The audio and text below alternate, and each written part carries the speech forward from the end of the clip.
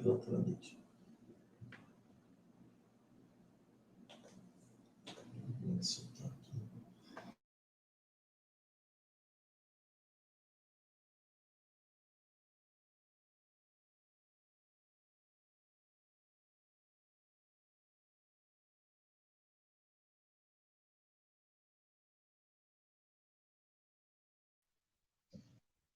Boa tarde, nós estamos dando início a mais um programa do Pauta Brasil, com o tema Os Desafios do Saneamento Básico na Amazônia. Hoje nós temos 3 convidados, o deputado federal Léo de Brito, que não pôde estar presente por estar embarcando para Brasília, mas enviou um vídeo dando a sua contribuição para esse debate. Temos também o nosso presidente do PT Amazonas, deputado Sinésio Campos, presidente do Parlamento Amazônico e presidente da Comissão de Meio Ambiente da Assembleia Legislativa do Estado do Amazonas. E também o professor Ubiraci, professor da Universidade Estadual do Pará. Eu vou passar agora para eles dois darem sua apresentação de 2 minutinhos cada, e depois nós vamos passar o vídeo do nosso companheiro deputado federal Léo de Brito. Ok? Podem começar. Pode começar, deputado Sinésio.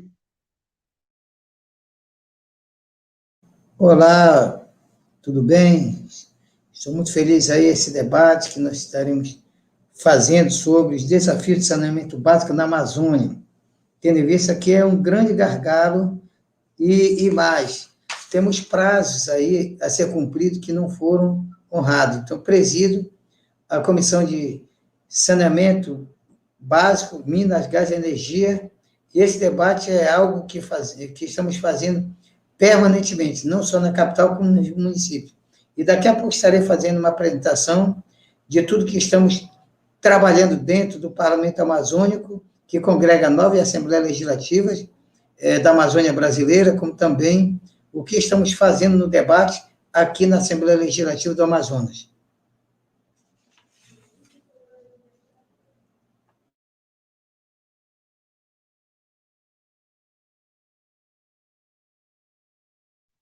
Oi, boa tarde. Professor Ubiraci, uma breve apresentação. Boa tarde, Jéssica. Boa tarde, deputado Sinésio. Boa tarde, deputado Léo. Companheiro Stanley, que estava por aí ainda há pouco. Boa tarde a todas e todos que estão conosco nesse debate. Tá? Eu sou o professor Ubiraci Rodrigues Soares. As pessoas me chamam de Bira Rodrigues, eu já atendo desta forma há muito tempo. Tá? Eu sou professor da rede pública estadual, educação básica, sou professor da Universidade do Estado do Pará, sou professor de matemática e, apesar disto, Sinésio, faço parte de um grupo de pesquisa em ciências sociais, né? Intitulado GM-SECA, que discute a educação, a cidadania e os movimentos sociais na Amazônia. Eu tenho origem, logicamente, no movimento sindical, mas também no movimento popular. Posteriormente, em 97, quando a gente ganhou a Prefeitura de Belém, eu fui ser diretor-geral, cargo equivalente ao secretário adjunto de saneamento da cidade de Belém, no governo do PT, o prefeito era o Edmilson também, tá? Fui também adjunto da Secretaria de Urbanismo de Belém. Depois fui vereador da capital, presidente da Comissão de Obras e Urbanismo da Câmara Municipal de Belém. Integrei o Fórum Nacional de Vereadores pela Reforma Urbana e participei também, representando vereadores e vereadoras do Brasil, do primeiro Conselho Nacional das Cidades, tá? Da implantação dele, depois eu me retirei da Câmara. Hoje eu retornei para a sala de aula e retornei também para a pesquisa na universidade, para o meu grupo de pesquisa. Né? E sou, neste momento, o presidente do Partido dos Trabalhadores na cidade de Belém, do Diretório Municipal de Belém. Né? É isto, Jéssica. Muito obrigada, professor Bira. Agora nós vamos passar o vídeo da contribuição do deputado Léo de Brito. Fazer aqui uma saudação especial a todos os internautas do Diário do Centro do Mundo, da Fundação Perseu Abramo, da TV 247, da TV PT, também que estão transmitindo aqui esse debate tão importante a respeito do saneamento na Amazônia. Queria fazer uma saudação especial à nossa mediadora, Jéssica Italoema, também ao deputado estadual Sinésio, ao professor Biraci, por estarem também nesse momento dando a contribuição. Primeiro, além de agradecer por estar participando desse debate, queria também pedir desculpas, porque gostaria de estar nesse momento ao vivo aqui com vocês, debatendo, mas infelizmente o presidente da Câmara, Arthur Lira, chamou uma reunião, uma sessão extraordinária da Câmara dos Deputados para votar a privatização, a MP da privatização da Eletrobras. Então nós estamos no fronte nesse momento, lutando para retirar essa MP de pauta para que ela possa caducar. Está demorando para passar aqui o vídeo, amanhã, mas e o se Brasil o não deputado possa Sinésio perder ou o professor com esse Bira verdadeiro crime de já lesa quiser dar pátria que a nós sua sabemos contribuição, que quem vai pagar isso é o povo brasileiro, que vai perder uma empresa estratégica para o desenvolvimento do país, lucrativa, e que ao mesmo tempo quem vai pagar a conta é a população, com os aumentos de energia, a perda de investimentos e da qualidade dos serviços. Dizer para vocês que é fundamental estar debatendo essa questão do saneamento na Amazônia. Geralmente, quando nos debates públicos a respeito da Amazônia se discute uma série de temáticas que são muito pertinentes, que estão na ordem do dia a respeito da Amazônia, como a questão do desmatamento, como a questão da proteção dos povos indígenas, como a questão do próprio avanço do chamado arco do desmatamento, as questões relacionadas a recursos hídricos, a internacionalização da Amazônia e, às vezes, o saneamento, esse debate que é um debate tão importante. Nós estamos falando aí de 25 milhões de pessoas que vivem na Amazônia, grande parte delas, a maior parte delas nas cidades, que estão aí absolutamente desprovidos de saneamento básico. Daí a importância de nós estarmos fazendo esse debate, que é um debate estratégico.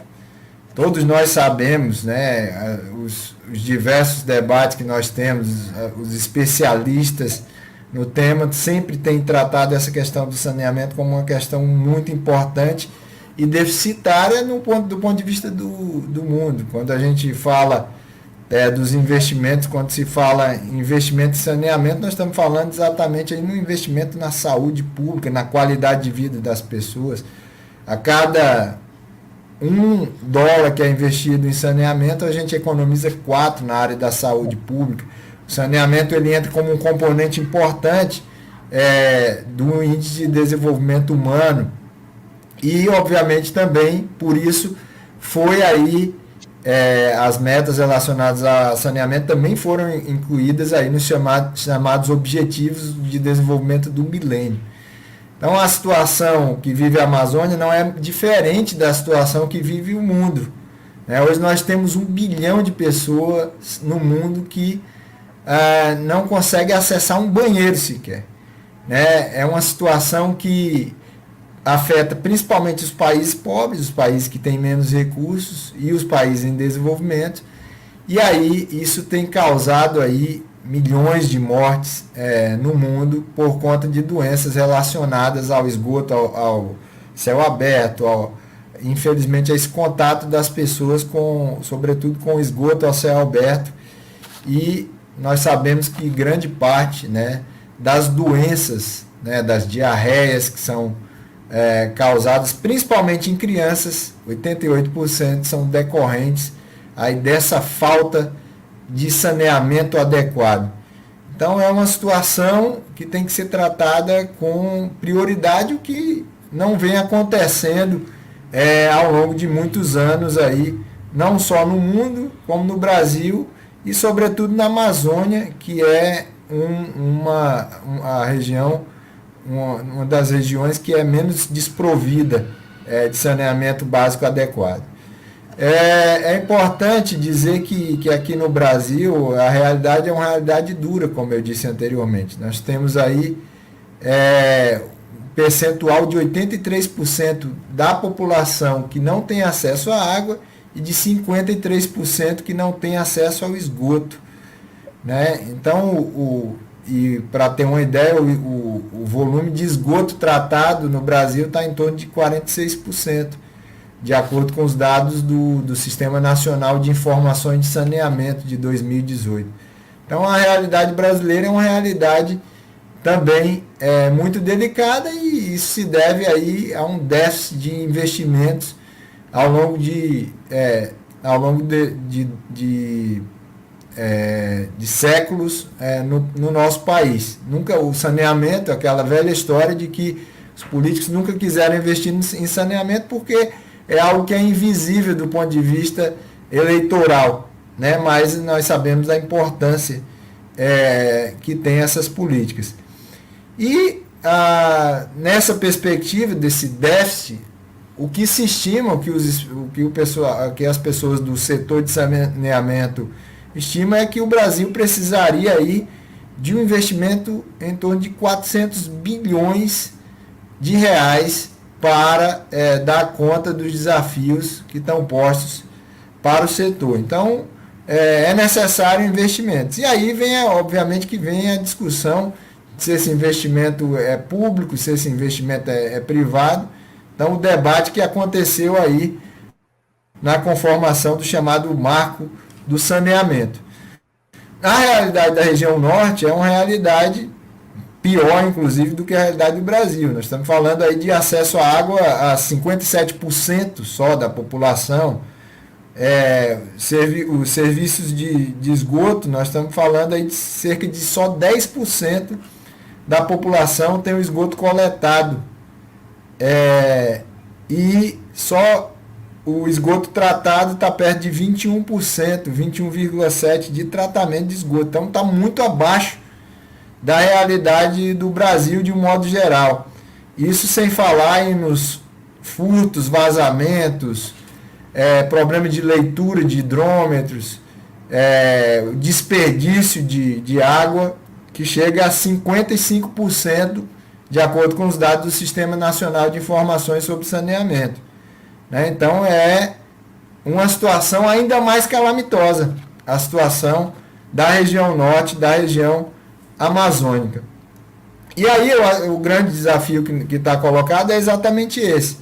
Como que um país como o Brasil, que infelizmente nesse momento é um país que tem, sob o governo Bolsonaro, mas sobretudo a partir do governo do Temer, literalmente abandonou a sorte, a própria sorte, todo tipo de políticas sociais. E está apostando aí nesse novo marco do saneamento, nesse financiamento que viria a partir das privatizações.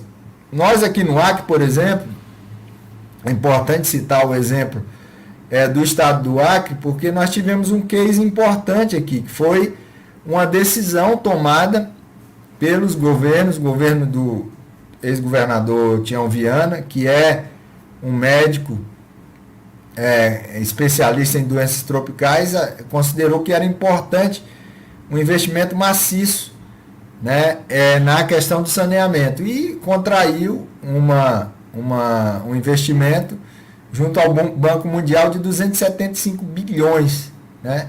Então é um case importante, porque com esse trabalho nós conseguimos literalmente ampliar a cobertura do abastecimento das zonas urbanas nos municípios acreanos, que subiu de 47% para 84% entre 2010 e 2018. Nós estamos falando aí de quase dobrou. Né? E quais foram esses investimentos? No saneamento integrado, envolvendo a ampliação das redes de abastecimento de água, coleta de esgotos e também a pavimentação de ruas, a ampliação e capacitação e o tratamento da água em Rio Branco e no interior, com destaque também para os municípios isolados, que são municípios que só chega de barco ou de avião na cabeceira dos principais rios do estado, ampliação da captação de esgoto, pavimentação das ruas em todos os municípios, foi praticamente 100% das ruas feitas e sempre essa pavimentação das ruas com esses investimentos de 275 bilhões foram junto com essa pavimentação também e as chamadas redes de distribuição de água e de esgoto sanitário. E aí a gente conseguiu esse resultado, que infelizmente não aparece aí nos dados nacionais muitas vezes, porque precisa ser atualizado, mas de passar, repito, de 47% para 84%. Então, nós estamos diante de um exemplo aí de vontade política, de uma clara vontade política de fortalecer o saneamento. E aí eu finalizo a minha parte é o seguinte: e com o novo marco legal e esse incentivo, né? É importante dizer que eu falei aqui da questão do Acre, dos programas, mas a gente pode citar a importância do que teve o PAC nos governos Lula e Dilma, programas como Água para Todos, o programa de melhorias sanitárias domiciliares nos governos democráticos e populares, que também fortaleceram e chegaram aqui na região da Amazônia, que hoje estão sendo literalmente abandonados tanto pelo governo do Temer como pelo atual governo. Mas aí a questão do marco. Será que a grande questão será que o marco do saneamento ele vai dar conta dos desafios específicos para a Amazônia, com essa sanha privatista que tem o governo Bolsonaro e o governo Temer? E aí a questão, dando uma opinião aqui, a privatização ela não é a solução para a região, né? Porque, primeiro, ela não é rentável para as empresas, e o sistema aqui é um sistema deficitário, né? Tem custos muito altos e receitas insuficientes. Será que o setor privado vai ter interesse no setor de saneamento para abastecer municípios, por exemplo, como municípios pequenos e de difícil acesso, como o caso de Santa Rosa, Jordão, Marechal Taumaturgo, Porto Walter aqui no Acre, por exemplo, para citar alguns exemplos que podem ser citados também em outros municípios da Amazônia. Para se ter uma ideia, por exemplo, a autarquia estadual aqui responsável pelo saneamento, o DEPASA, ele custeia o sistema em mais de 75%. Mais de 75% do sistema é subsidiado. Então, é necessário que nós mantenhamos o sistema público. O sistema de água é um sistema estratégico, né? Existem interesses internacionais por conta do potencial hídrico que tem o nosso país e que tem a Amazônia, sobretudo, mas é fundamental que nós tenhamos um investimento de políticas públicas maciças em relação ao saneamento, como tivemos aí no governo do Lula, e também a iniciativa dos governos estaduais, como nós tivemos aqui no estado do Acre. Seria essa a minha contribuição, agradeço, e estarei disposto aí para outros momentos também debater esse e outros temas que sejam de interesse do nosso povo brasileiro. Muito obrigado.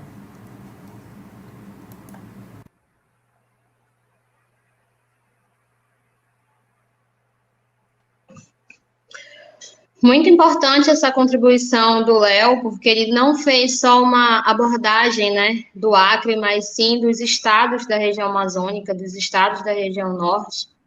Agora, se o deputado Sinésio estiver disponível, que está parecendo que ele caiu, ele pode falar como presidente do Parlamento Amazônico, que tem trabalhado os estados, né, da região amazônica, trabalhado com as políticas públicas, e seria importante pegar esse gancho da fala do deputado Léo de Brito agora.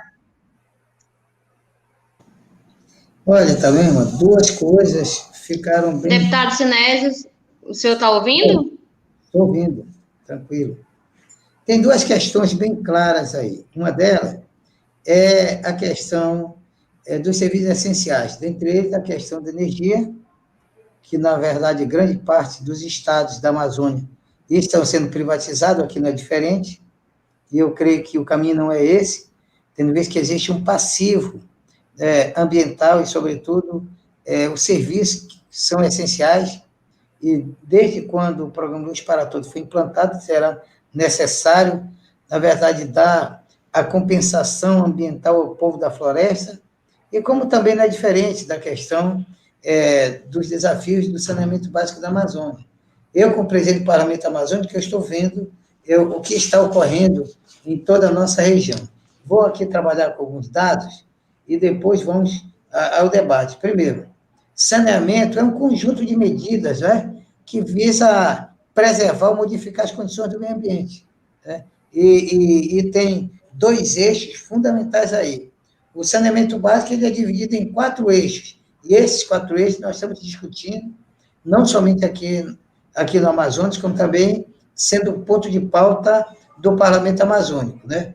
Então, veja bem, ter saneamento básico é um fator essencial para um país que pode ser chamado de país desenvolvido, né? Então, aí temos uma lei que trata do marco legal, que estamos discutindo, que os 4 eixos é abastecimento de água potável, esgotamento sanitário, mas também tem 2 eixos, né, que é drenagem e manejo das águas pluviais urbanas, e como também limpeza e manejo dos resíduos sólidos. Então, dentro desses 4 eixos, tem a lei do novo marco legal do saneamento básico de 2020, que foi sancionado em 15 de julho, instituiu meta para viabilizar a universalização, da mesma forma que o nosso governo trabalhou universalização da questão da energia do programa Luz para Todos, que, na verdade, não era diferente da universalização dos serviços de água, com o projeto que, na verdade, foi suprimido aí. Essa universalização de serviços de água e esgoto terá até 2033. Foi prorrogado, né? Mas diga algo que também me chama a atenção. Prorrogado, estimular também a concorrência, competitividade, sustentabilidade econômica, né? E aí se buscava sempre, envolvendo tanto processo de licitação e como também as parcerias pública-privada. E quando o Léo cita a realidade da maioria dos municípios da Amazônia, e aqui nos 61 municípios do Amazonas, grande parte foi instituído sistemas autônomos de água e esgoto. Entretanto, os municípios não têm competência administrativa e nem financeira para tocar exatamente esse serviço, né? E aí, o que está ocorrendo agora? Eu estou acompanhando de perto, que eu presido a Comissão de Requisitos, Minas, Gás, Energia e Saneamento. O que estamos tendo agora no enfrentamento? É que o Estado do Amazonas está tomando de volta pela COSAMA, que é a Companhia de Saneamento de Água e Esgoto, aqui do Amazonas. Entretanto, Manaus, como vira superavitário, foi vendido, só que o que é gasto dessa empresa que foi privatizada em Manaus, só com o recurso do governo federal, ou seja, continua exatamente o domínio do serviço, tarifas elevadíssimas, mas que, sobretudo, isso não foi atingido. Então, eu vejo que no novo marco legal, temos aqui algo que é difícil aqui nessa direção, que temos aqui no Amazonas 61 municípios mais a capital, numa área de 2 milhões, numa área de 1,5 milhão de quilômetros quadrados. Imagina bem como é que nós vamos trabalhar exatamente consórcios, né? Bloco entre municípios. Então, praticamente é impossível.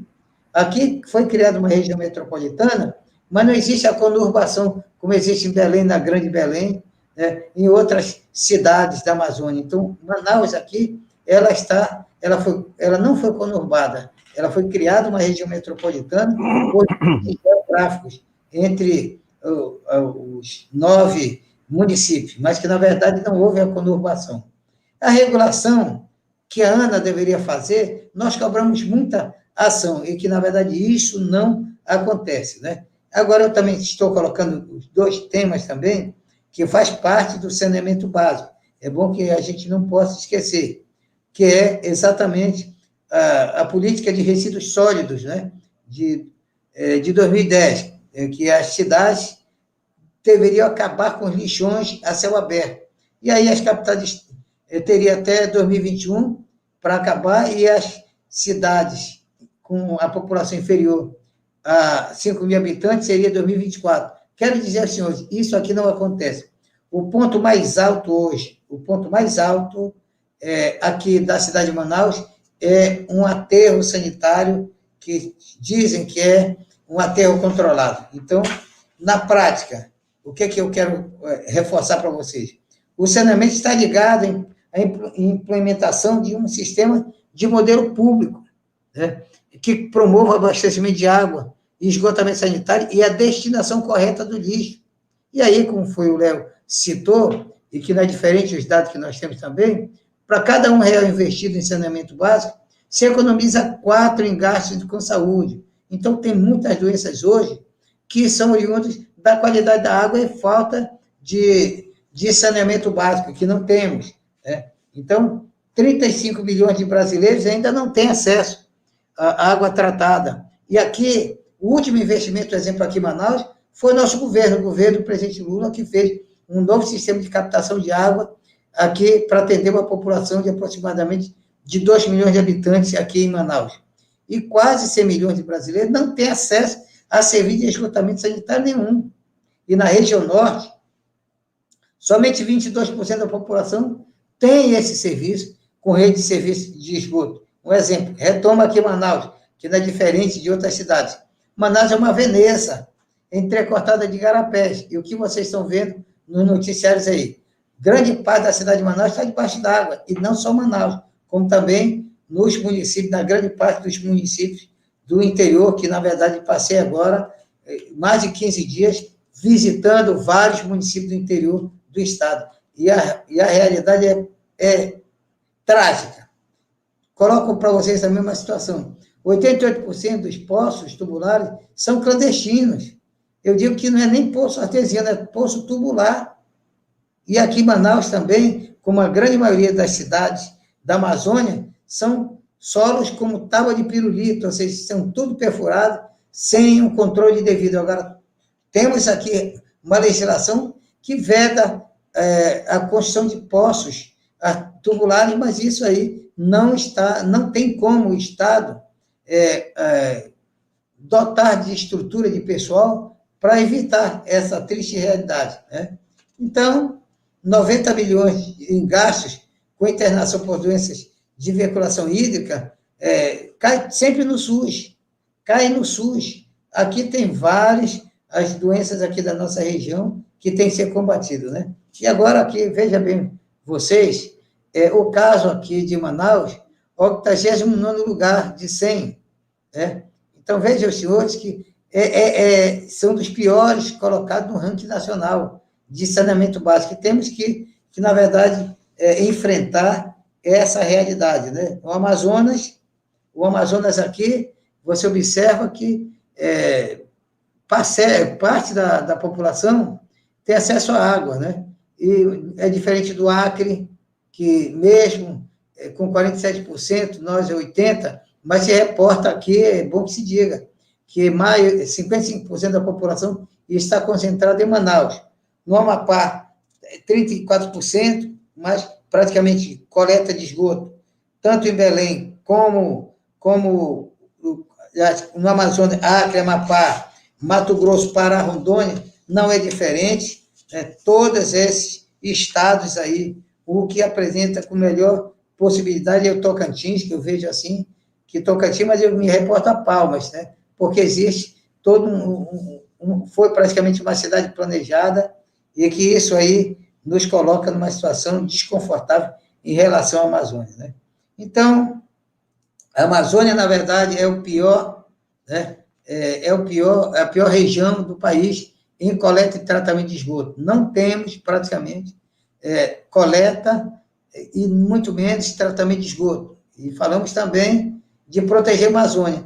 Mas como é que a gente protege a Amazônia enquanto que não se tem investimentos aqui, né? Temos aqui, na verdade, o único modelo econômico, que é a Zona Franca de Manaus, que foi prorrogado pelo nosso presidente Lula e da Dilma, mas que, na verdade, todo dia sofremos ataques contra ele, né? Então, as cidades que, como eu falei, os rios amazônicos aqui despejam diretamente os dejetos, né? Os rejeitos porque não existe nenhum tipo de tratamento, principalmente os rios, que são nossas estradas, e as embarcações também depositam todos os seus resíduos, né, diretamente ao rio. Então, eu coloco aqui que os estudos aí, como já foi citado, mais de 48 milhões para a universalização do sistema de saneamento básico no norte. Eu vejo que temos que buscar, no debate que se trava sobre o saneamento básico na Amazônia, é algo que nos preocupa muito. Por quê? Porque, dessa forma, como é que pode se dar, e mesmo que a gente possa não aceitar, mas como é que tem, um exemplo, fazer um aterro sanitário em Manaus, que precisará, no mínimo, e tem prazo para o fechamento do único aterro sanitário controlado em Manaus, que 2023 vai ser fechado.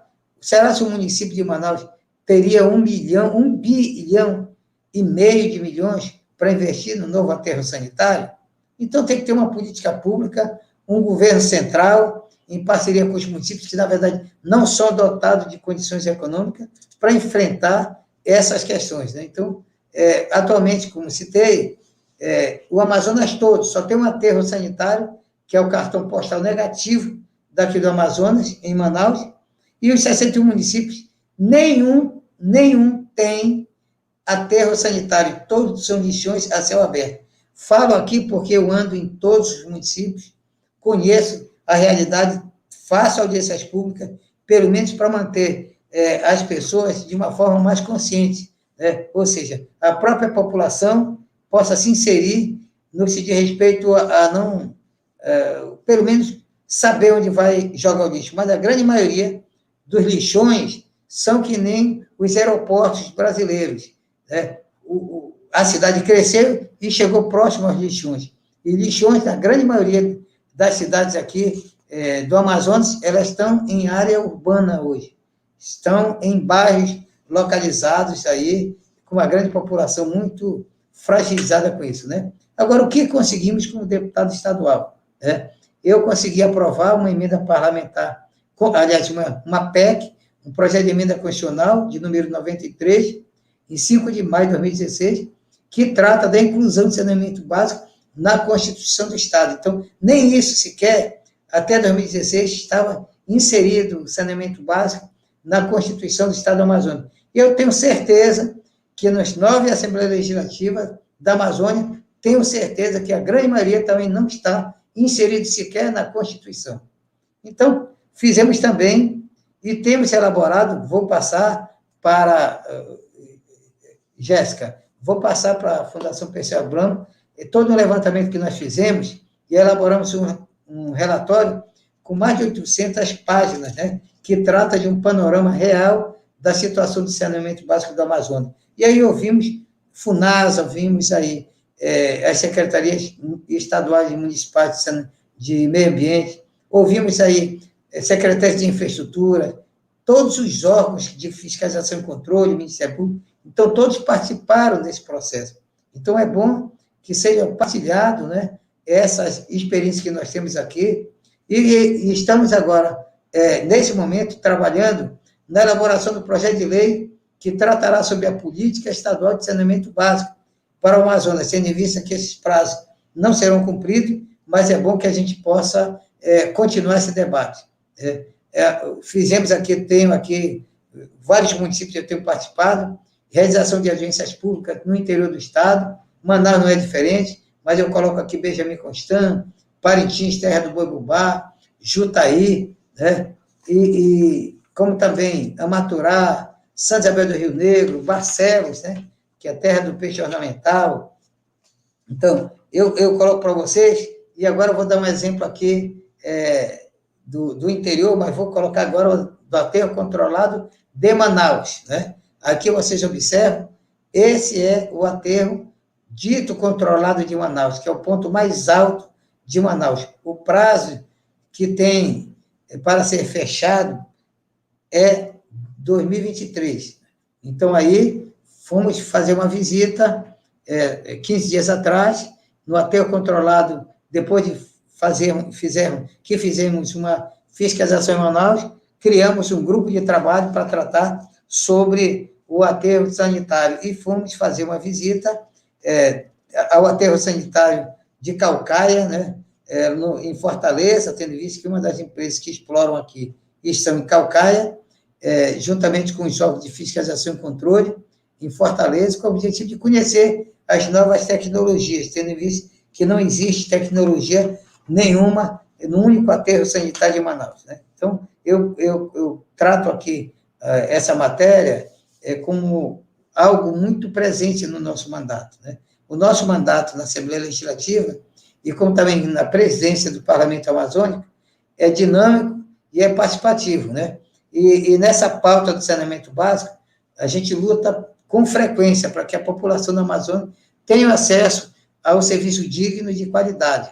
Estamos cercados de água, eu sempre falo, estamos cercados de água, sendo a maior bacia hidrográfica do mundo, mas falta água na torneira, água potável para a população. Vamos continuar, temos uma agenda muito forte, que estaremos aí abordando em vários municípios. Eu creio que esse é um ponto de pauta que deve ser levado muito em consideração no programa de governo do nosso companheiro Luiz Inácio Lula da Silva. Eu creio que não podemos deixar esse ponto fundamental para que a gente possa abordar com frequência. Temos essa contribuição do Estado do Amazonas, todos os dados que compilamos, reunimos, e o momento agora é dizer o seguinte, e desse marco, esse novo marco, qual é o caminho?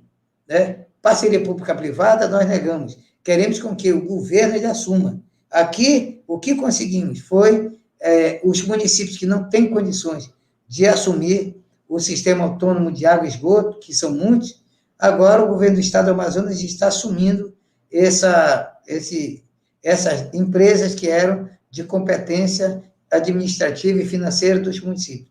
Então, eu vejo que é dessa forma, vamos continuar apostando nesse serviço público tão importante para que o governo federal, que, na verdade, deixou de lado isso, vocês observam com frequência as notícias aqui em Manaus. Manaus aqui foi notícia, mesmo com o problema de ter mais de 13 mil pessoas indo a óbito do Covid-19, mas também muitas pessoas sofrem com alagações, digo aqui em Manaus, ou seja, e grandes pontos aqui que vocês devem ter assistido no noticiário, é a área urbana, por conta da ausência de serviço de drenagem e esgoto. Então, o que temos que fazer? Primeiro, colocar num governo, num programa de governo, exatamente com prioridade a pauta do saneamento básico. Problemas existem, solução tem. Basta saber as peculiaridades de cada cidade, né, da nossa Amazônia, mas principalmente saber que nós vivemos numa área que é cercada entrecortada de água por todos os cantos, e essa questão de alagações, problema de ter poucos sistemas de captação de água e tratamento dela é fundamental e que está faltando muito disso. Então, no mais, eu queria agradecer e me colocar à disposição, tendo visto que essa é uma pauta que, na verdade, repito, o governo do PT lá atrás investiu, né, que era o programa Água para Todos. Esse programa, na verdade, não foi à frente e agora temos que retomar. E retomar agora o tempo perdido, que vai um pouco mais além de levar água, né, mas levar também dignidade ao povo amazônico. Muito obrigada, deputado Sinésio, por sua rica contribuição. Nós vamos receber, sim, esse seu material. Nós vamos passar agora para o professor Ubiraci. Boa tarde, Jéssica. Boa tarde, Sinésio, deputado Léo, todas e todos que nos acompanham aqui nesse momento. É bom ser o terceiro, porque a gente aproveita já algumas partes das falas dos anteriores, né? Mas eu vou ratificar, só para a gente também, para dar um pouco de ênfase aos dados que foram repassados, tá? O Trata Brasil divulga esses dados que o deputado Léo falou no início. Olha só, 57% para o norte, 57,1% da população tem acesso à água, o restante não tem água potável, tratada. 10% tem acesso à coleta de esgoto. 21%, em torno de 21%, a tratamento desse esgoto. O restante do esgoto, em toda a região norte, portanto, numa grande parte da Amazônia, e também a gente pode ampliar a ideia para a Amazônia toda, vai para o ambiente natural, vai para os rios, para os córregos, para os igarapés, para os canais, da forma como eles são captados, tá? Ou, às vezes, até clandestinamente. A perda de água tratada é um absurdo. Eu estava observando, quando o deputado Sinésio estava falando, que o Amazonas tem realmente um percentual grande de população atendida, né, com acesso à água potável, tratada, mas tem 70% de perda. Tem cidade, tem estado com mais de 70%, com 80%. Ou seja, é a água tratada. A gente investiu o dinheiro da população, dos impostos, coletou, investiu e depois tratou a água e jogou fora, né? Claro, as causas dessas perdas são múltiplas.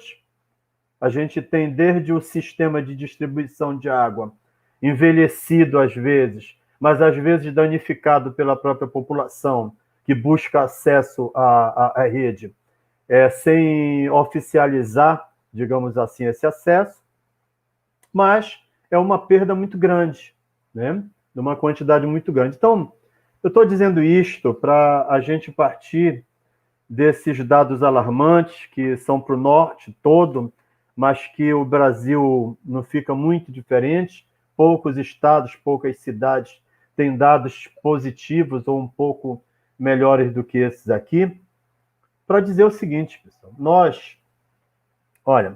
Nós vivemos 3 momentos recentemente que a gente pode avaliar, que a gente pode comparar a nossa experiência na política de saneamento, seja na coleta, no tratamento do esgoto sanitário, seja na questão da captação, tratamento e distribuição de água, seja na questão da coleta e destinação final do resíduo sólido da cidade e outros resíduos, seja na questão do trabalho na infraestrutura dos canais, da rede de macrodrenagem das cidades, das grandes e das pequenas, que, aos poucos, quando vai urbanizando, claro, os igarapés vão se transformando nos canais, infelizmente, tá?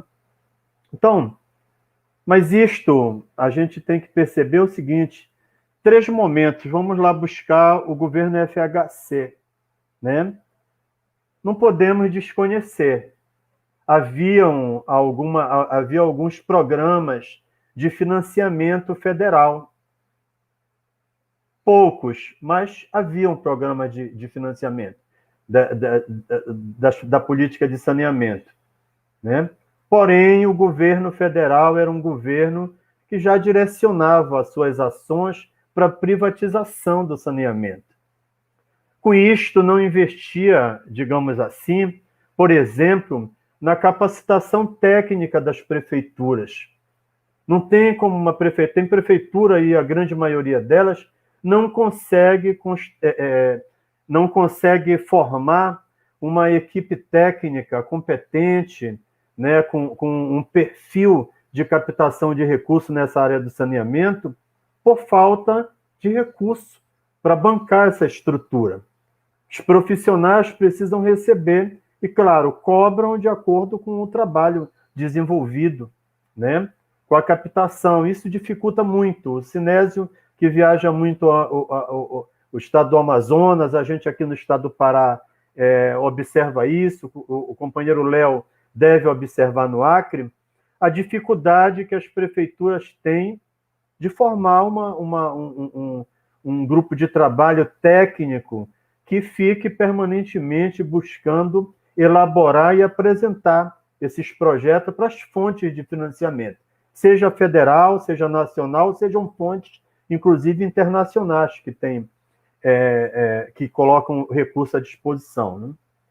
Então, nós passamos também pela falta de informação e de interesse de grande parte dos gestores municipais, né? O gestor municipal, como disse o deputado, percebe que essa política é uma política que requer um investimento muito alto e que o retorno, digamos assim, eleitoral não vai se dar na próxima eleição, então ele prefere aterrar uma rua, asfaltar, né, fazer um serviço que lhe renda, em curto espaço de tempo, um reconhecimento maior, do que resolver o problema estrutural da cidade, né? Seja em qualquer uma dessas 4 vertentes, né? Então, essa é uma outra dificuldade que as prefeituras apresentam, né? A gente enfrentou isso no governo FHC, mas também enfrentou no governo Lula e no governo Dilma. Porém, aí eu passo para a segunda questão, que talvez seja... Ora, a problematização são esses dados. Mas, deputado Sinésio, talvez um problema mais grave, olha o que eu vou lhe dizer. Eu tive como secretário adjunto de saneamento de Belém em 1997. Belém tinha 5%, 4, um pouquinho por cento de coleta e tratamento de esgoto. De coleta, na verdade, que não tinha muito tratamento. Nós avançamos um pouquinho com uma rede que foi construída na Ilha de Mosqueiro. Iniciou um processo de construção com um projeto que se aprovou, que o município aprovou e o governo federal liberou recurso. No final do governo FHC e no início do Lula. E uma outra área aqui, que é a Pratinha, que também recebeu um sistema de abastecimento d'água e também estava recebendo um pouco de tratamento de esgoto. Mas a gente vai se assustar com o seguinte: hoje, de 97 para cá, nós avançamos de 4,5% para 5%. Né? 0,5%, mesmo sendo, e aí eu destaco isso, mesmo tendo o governo Lula caminhado, trilhado por uma via que eu considero que seja a solução em longo prazo. Não há solução em curto prazo, nem para a questão do resíduo sólido, nem para coleta, tratamento muito menos ainda. Não há solução em curto prazo para coleta, tratamento de esgoto sanitário, não há solução em curto prazo para a questão da estruturação da macrodrenagem nas grandes cidades e médias cidades. Há possibilidade de se prevenir nas que estão caminhando para isso, como também, quer dizer, em nenhuma das 4 a gente tem solução, não tem mágica, né? O correto, um caminho correto é o que o nosso governo tinha tomado.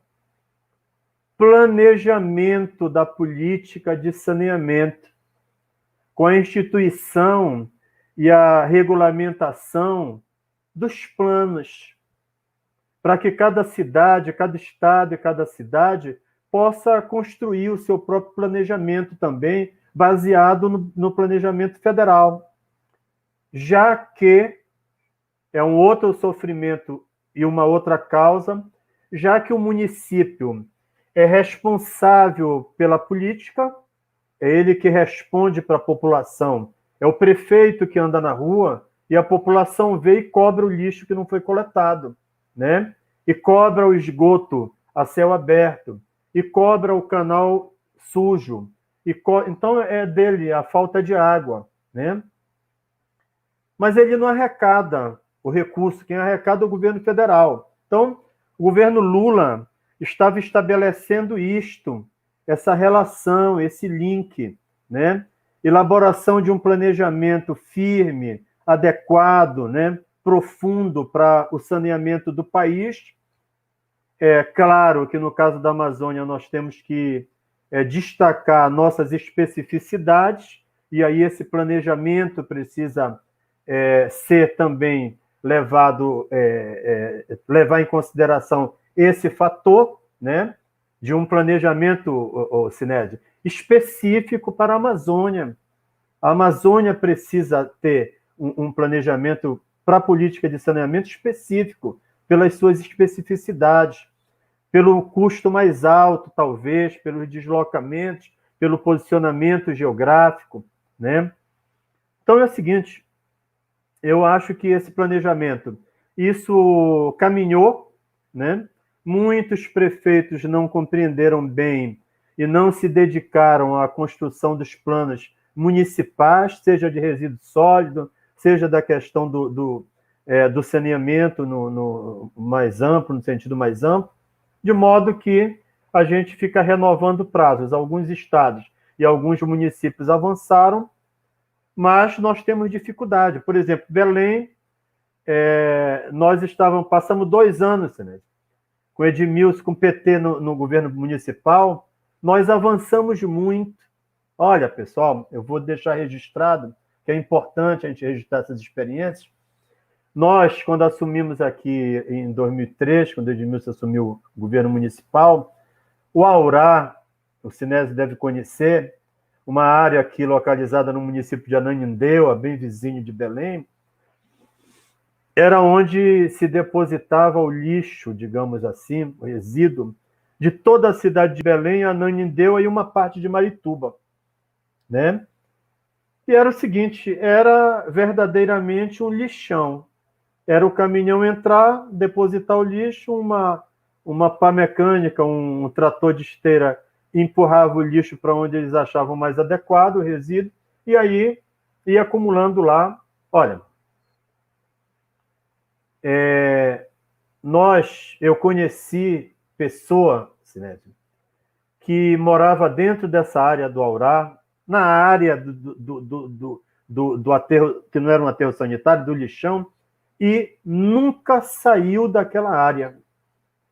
Tinha um senhor que nasceu embaixo de uma barraquinha de lona, coberta com lona e tal, se criou lá dentro sem nunca ter saído.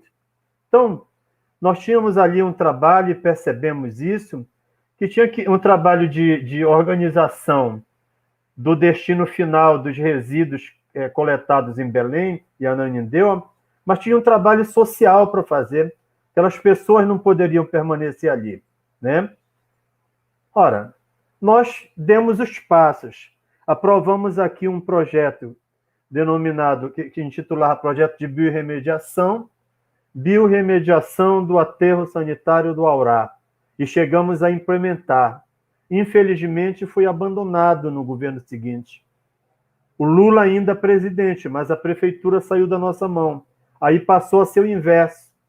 O governo federal tinha interesse que a política fosse pública, mas o gestor municipal tinha interesse em privatizá-la, né? E aí, ou seja, eu estou dizendo o seguinte, enquanto a gente não caminhar para fazer um planejamento sério, técnico, mas político, porque tem que considerar que não é só dotar de infraestrutura a rede de macrodrenagem da cidade, de microdrenagem da cidade. Tem que trabalhar a parte social da população que mora sobre os canais, né? Que vai sair, vai para uma nova área, mas precisa adquirir uma consciência de que está indo para uma área e precisa preservar. É necessário fazer o mesmo trabalho na questão do resíduo sólido, é necessário um trabalho de conscientização para que a população combata essa perda absurda da água tratada. É jogar dinheiro fora, dinheiro nosso, dela mesma, né? Então, eu não sei se meu tempo, já tenho tempo, né? Eu acho que esse planejamento se espraiava ao longo do tempo e, lamentavelmente, essa nova fase, essa terceira fase da história do Brasil, traz de volta um pior, né? Que, além de defender a privatização, não tem a menor noção de planejamento, nem para privatizar. Na verdade, é criar o caos aprofundar o caos para privatizar. E é o seguinte, com todo respeito a qualquer outra posição, mas privatizar o saneamento significa limitar a aplicação de recursos às áreas onde o setor privado terá lucro. Onde não houver possibilidade de lucro, ele repassará para o poder público executar o trabalho que acha que a gente sabe tem que ser executado. Então, eu acho que a Amazônia, eu queria... Olha, eu vou terminar dizendo isso. Nós fomos tão ousados no governo federal, Sinésio, que eu acho que aí vocês perceberam, que o Ministério das Cidades evoluiu na relação com a Caixa Econômica, apesar da dificuldade de parte dos trabalhadores da Caixa não compreenderem o papel social da Caixa Econômica, né? Achavam que era um banco e que tinha que ter lucro e não reconhecia o lucro social. Mas é o seguinte, criar o passo que a Caixa Econômica deu, criando uma espécie que chamava de gerente caixa em cada prefeitura, exigindo que o prefeito, a prefeita, nomeasse uma pessoa para ficar especificamente tratando dos contratos com a Caixa Econômica, que dissessem respeito, seja a saneamento e a infraestrutura no geral, e também ao Minha Casa Minha Vida e todos os programas que eram executados pela Caixa. Isto estava significando, sabe o quê?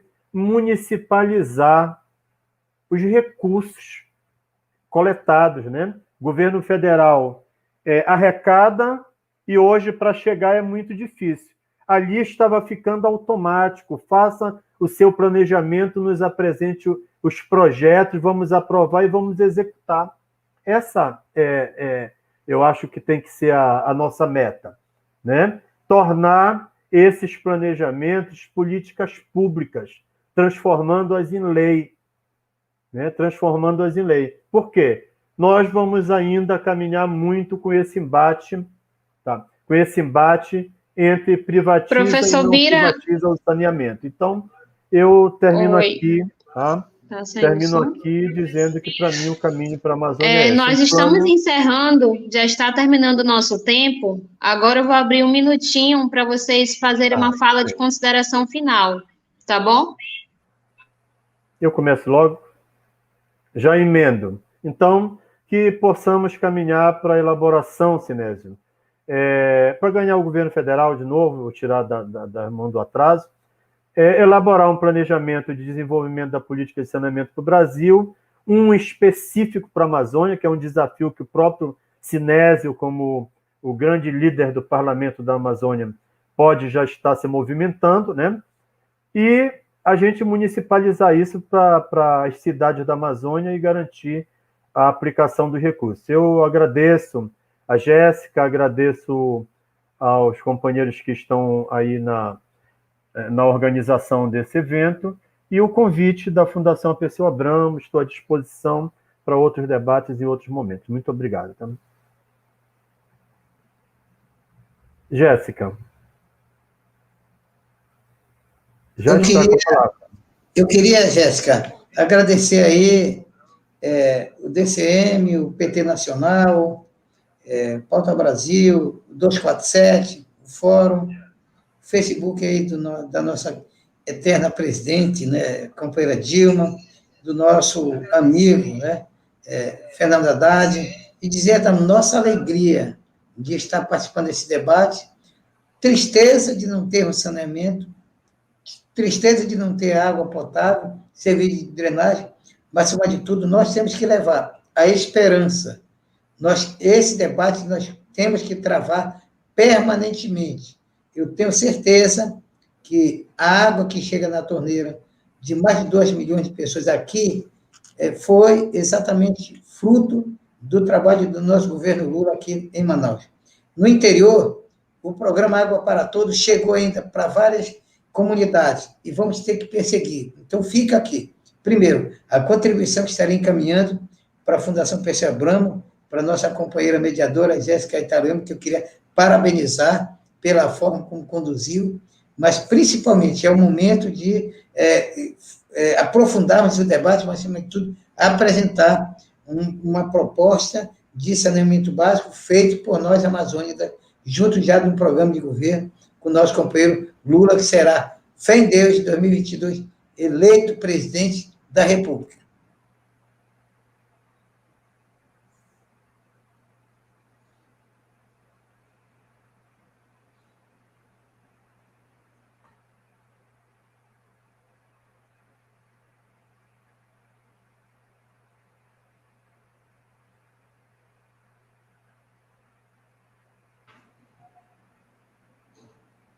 Não estamos ouvindo a companheira Jéssica Itaruema, que está com o áudio fechado aí.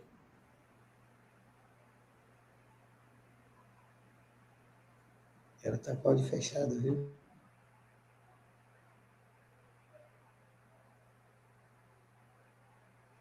Ah.